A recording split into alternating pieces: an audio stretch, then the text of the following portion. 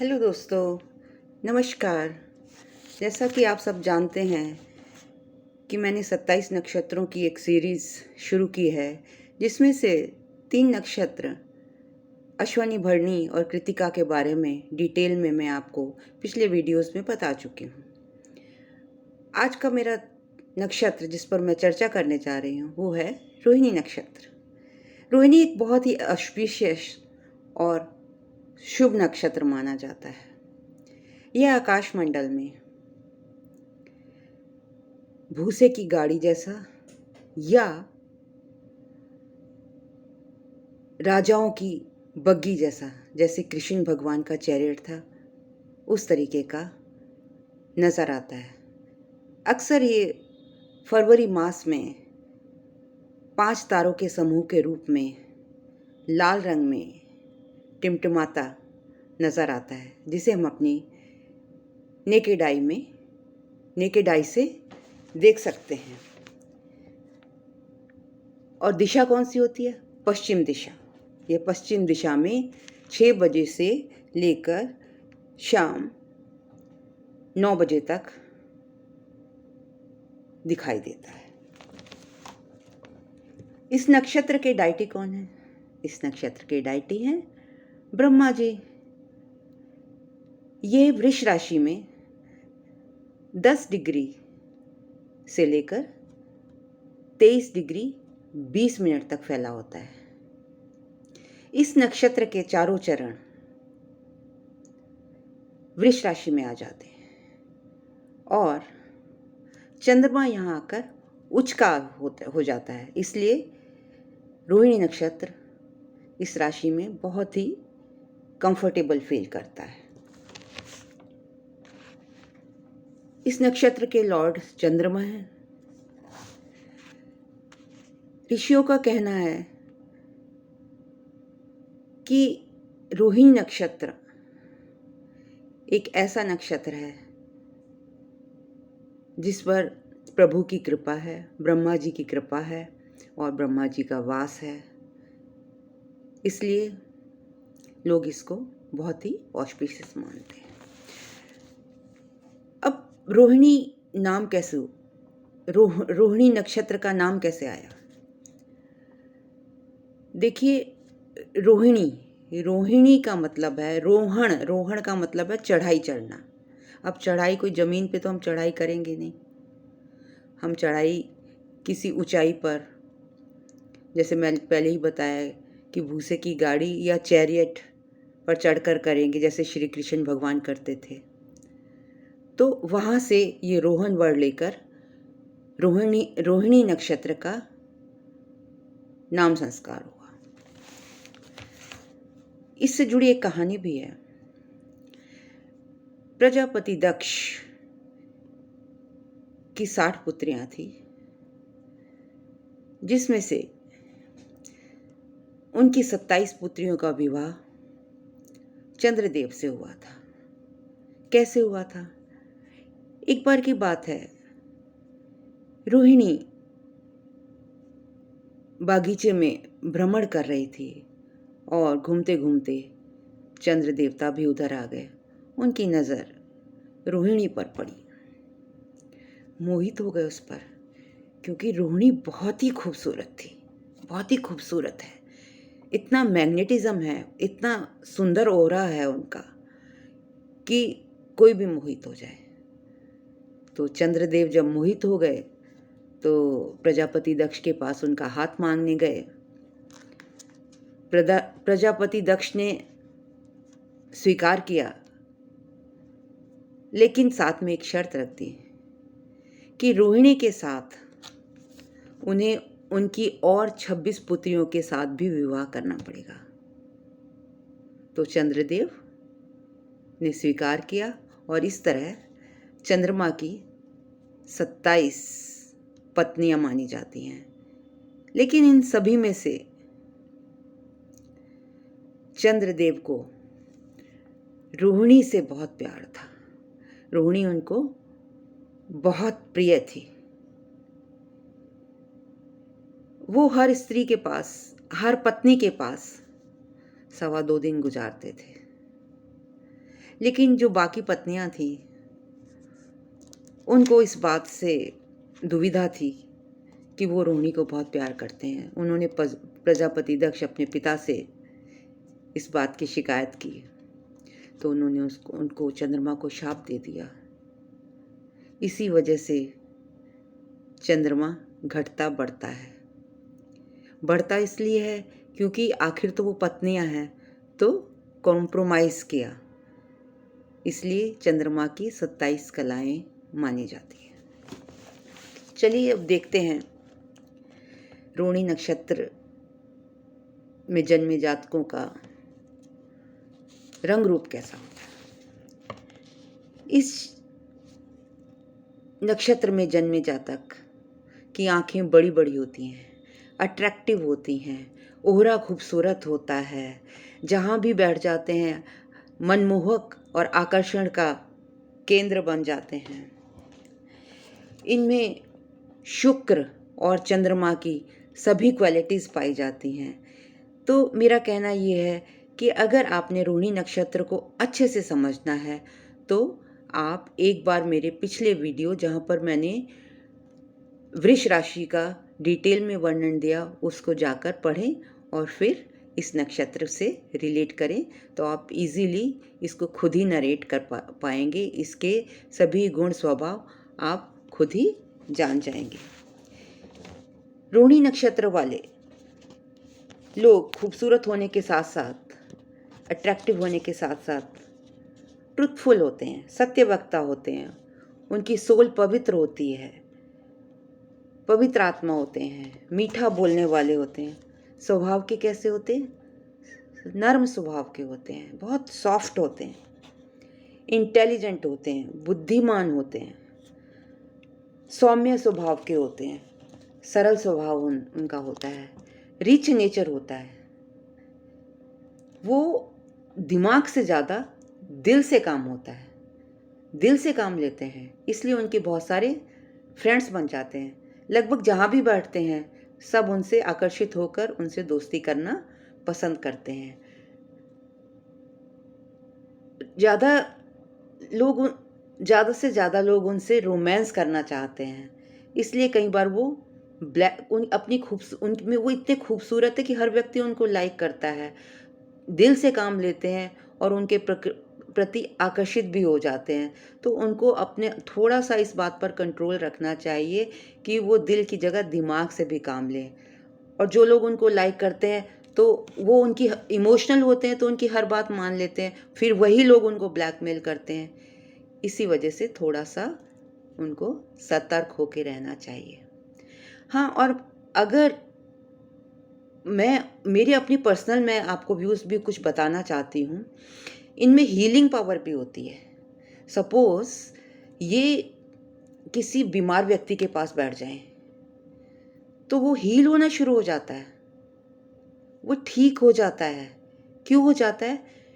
क्योंकि ऐसा कहा जाता है कि इनमें ब्रह्मा जी का वास होता है। और ब्रह्मा जी क्या हैं? क्रिएटर हैं, यूनिवर्स उन्होंने बनाया है, यूनिवर्स के रचयिता हैं।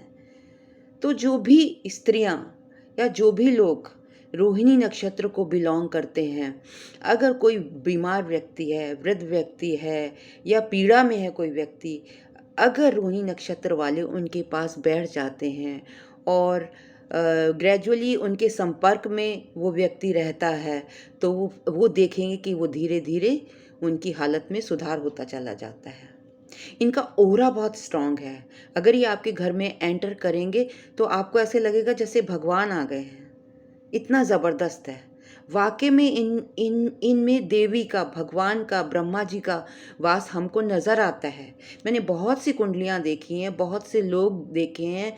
ये मेरा पर्सनल ऑब्जर्वेशन है कि रोहिणी नक्षत्र वालों में एक अजीब सा स्ट्रांग भगवान की तरह ऑरा होता है। भगवान श्री कृष्ण भी इसी नक्षत्र में जन्मे थे, उनका नक्षत्र भी यही था। लता मंगेशकर जी, उनका जन्म भी इसी नक्षत्र में हुआ था। अरुणडेल, उनका जन्म भी इसी नक्षत्र में हुआ था। तो जो भी, और दूसरी बात, ये प्रकृति को बहुत पसंद करते हैं, क्योंकि ये क्रिएटर है ना, क्रिएट करते हैं। तो प्रकृति से जुड़ा कोई भी काम, जैसे कि एग्रीकल्चर है, खेती बाड़ी है, अगर उसके काम में ये अपना हाथ डालें तो ये सफल होंगे। इनको अगर हम कोई भी प्रोजेक्ट, अगर इन जो आपसे पूरा ना हो रहा हो, अगर इनको वो प्रोजेक्ट थमा दिया जाए, इनको वो प्रोजेक्ट दे दिया जाए, तो ये जल्द ही उनकी फट से कमियां पकड़ के और वो आपको प्रोजेक्ट को सफल करके दे देंगे। इनिशिएटर भी हैं और हार्ड वर्किंग भी हैं, और इनमें ये शक्ति भी है कंप्लीशन की, उसको ये कंप्लीट करके आपको पूरा कर देंगे। ये बहुत अच्छे सलाहकार भी होते हैं। अगर आपकी कोई प्रॉब्लम सॉल्व नहीं हो रही है तो आप इनके पास जाए, और ये जो सलाह देंगे तो उससे आपका जो भी प्रॉब्लम होगी वो सफल हो जाएगी। ये अपने घर को बहुत ही साफ सुथरा रखते हैं, गंदगी इन्हें ज़रा नहीं पसंद। इनके एनवायरनमेंट में नीटनेस और क्लीनलीनेस होती है। ये धर्म को भी बहुत मानते हैं, भगवान के प्रति बहुत भावना से जाते हैं, उनकी पूजा पाठ करते हैं, उनको मानते हैं और इनको लाभ होता है। एक बात और, अगर आप अपने परिवार के लिए, मेरा पर्सनल ऑब्जर्वेशन, फिर से मैं ये कह रही हूँ, कोई दुल्हन का चयन करने जा रहे हैं, कोई लड़की देखने जा रहे हैं और आपको कोई रोहिणी नक्षत्र वाली लड़की मिलती है, तो आंख देखकर हाँ कर दीजिए, क्योंकि जब भी वो आपके घर में आएगी आपके घर की पोजीशन चेंज हो जाएगी। एक तो सबसे पहले तो एनवायरनमेंट अच्छा होगा, ओहरा बदल जाएगा, आपके घर का मैनेजमेंट इतना अच्छा कर देगी वो, क्योंकि ये बहुत अच्छे मैनेजर होते हैं। घर में हो, दुकान पर हूँ, दफ्तर में हूँ, कहीं भी हूँ, इनको बहुत अच्छा मैनेजमेंट आता है। रिच होते हैं ये लोग, थोड़े से धन से ये बहुत बड़ा, अगर थोड़ा सा धन लगाकर आप इनको फैक्ट्री खोल कर देंगे तो कोई शक नहीं, ये आपको ऊंचाई तक पहुंचा देंगे, क्योंकि ये क्रिएटर हैं। इमेजिनेशन की पावर है चंद्रमा की वजह से, ब्रह्मा जी का वास कहा जाता है इस नक्षत्र में। तो अपने इमेजिनेशन से प्रोजेक्ट को, काम को सफल बना देते हैं। सलाह इतनी अच्छी देते हैं, जैसे कि आपको लगेगा जैसे गीता में कृष्ण भगवान उपदेश देते थे और उसका लाभ पूरा संसार उठाता था। उसी तरीके से अगर आपकी कोई प्रॉब्लम सॉल्व नहीं हो रही है तो आप रोहिणी नक्षत्र वाले के पास जाइए, वो आपको ऐसा सॉल्यूशन देगा कि आप उनकी सलाह मानेंगे और प्रॉब्लम सॉल्व हो जाएगी और आप सफल हो जाएंगे। रोहिणी नक्षत्र वाले लोग जनरली, ऐसा देखा गया है कि 36 साल के बाद उनकी ज़िंदगी में बहुत बड़ा चेंज आता है। उनकी बहुत लाइफ में पॉजिटिव चेंज आता है, पॉजिटिव वाइब्स आती हैं, पॉजिटिव मतलब इतने लेवल से इतने लेवल पर आप पहुंच जाते हैं, गुड टाइम आता है बेसिकली। ये नई नई चीज़ों की खोज करते हैं, कल्पनाशील होते हैं और घर और दफ्तर के कार्य क्षेत्र में व्यवस्थित रहते हैं। अब क्योंकि ये इमोशनल हैं, दिल से काम लेते हैं, तो इनके लिए कुछ हिदायतें भी हैं। क्या हिदायत है? क्योंकि ये दिल से काम लेते हैं, बहुत सारे लोग इनसे अट्रैक्ट हो जाते हैं, बहुत सारे इनके दोस्त बन जाते हैं, ये रोमांटिक होते हैं। तो अब इतने दोस्त बन गए और ये दिल से काम ले रहे हैं, तो कोई भी इनको पहले तो इनका बन जाता है, बाद में फिर इनको ब्लैकमेल करने लगता है। तो थोड़ा सा इनको दिमाग से भी काम लेना चाहिए, थोड़ा सा दिल के मामले में इनको सतर्क रहना चाहिए। ये प्रकृति से इनको बहुत प्रेम है, ये प्रकृति के अनुरूप होते हैं, प्रकृति से जुड़े होते हैं। प्रकृति से कोई भी जुड़ा हुआ व्यवसाय अगर इनको दे दिया जाए या उसमें ये एंटर करें तो इनको सफलता जरूर मिलेगी।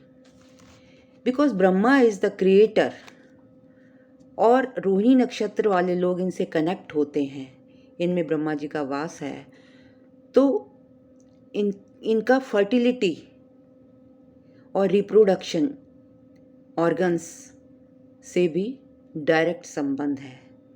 दे आर वेरी फर्टाइल पीपल। तो मेरा कहना ये है कि अगर प्रकृति से जुड़ा काम या बिकॉज ऑफ इमेजिनेशन ऑफ चंद्रमा एंड शुक्र जो कि खूबसूरती देता है, इससे जुड़े जितने भी काम हैं अगर ये लोग करें, उसका बिजनेस करें, जैसे कि ड्रामा हो गया, डांस हो गया, म्यूज़िक हो गया, मॉडलिंग हो गई, होटल है, रेस्टोरेंट है और एग्रीकल्चर है, अगर ये इस फील्ड में जाए तो हमेशा सक्सेसफुल होंगे। अब जैसे मैंने बताया कि हर नक्षत्र का कुछ ना कुछ वीक पॉइंट होता है, तो उसको स्ट्रॉन्ग करने के लिए क्या करना चाहिए रोहिणी नक्षत्र वालों को? रोहिणी नक्षत्र वालों को प्रकृति के करीब रहना चाहिए। ज़्यादा से ज़्यादा इनको जामुन के पेड़ उगाने चाहिए। जामुन वैसे अपने आप में ही एक बहुत बड़ी औषधि है, डायबिटिक लोगों के लिए बहुत लाभकारी है। ये जितने भी जामुन के पेड़ लगाएंगे और लोगों से लगवाएंगे, उसको जल देंगे, उनकी सेवा करेंगे, तो उनका नक्षत्र रोहिणी नक्षत्र स्ट्रांग होता चला जाएगा। तो ये एक रेमेडी है कि ये ज़्यादा से ज़्यादा जामुन के पेड़ लगाएं, प्रकृति के पास रहें, जामुन के पेड़ को जल दें, उनकी पूजा करें। अगर आपकी कोई भी समस्या है तो प्रकृति के पास जाकर, वनस्पति के पास जाकर आप कहेंगे तो वो सीधा ब्रह्मा जी तक पहुंचती है, वो सॉल्व हो जाएगी। आप जामुन का पेड़, जिस जामुन के पेड़ को सींच रहे हैं, उसके पत्ते के पास जाकर, उसके कान के पास जाकर अपनी प्रॉब्लम बता दीजिए, वो डायरेक्ट ब्रह्मा जी के पास पहुंच जाएगी और उसका सॉल्यूशन आपको आ जाएगा, आपको इंट्यूशन हो जाएगी। तो आज के लिए इतना ही। आती हूँ जल्द ही एक अगले नक्षत्र के साथ। तब तक के लिए विदा दीजिए, और अगर आपको मेरा वीडियो पसंद आया तो लाइक, कमेंट और सब्सक्राइब ज़रूर कीजिएगा। धन्यवाद आपका इतने ध्यान से सुनने के लिए और अपना कीमती समय मुझे देने के लिए। Thank you very much.